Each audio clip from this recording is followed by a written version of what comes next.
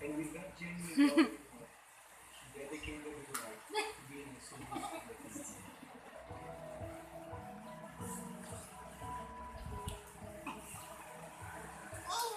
This is the ABS-CBN Foundation. Bibi. With that genuine love in your heart, this is also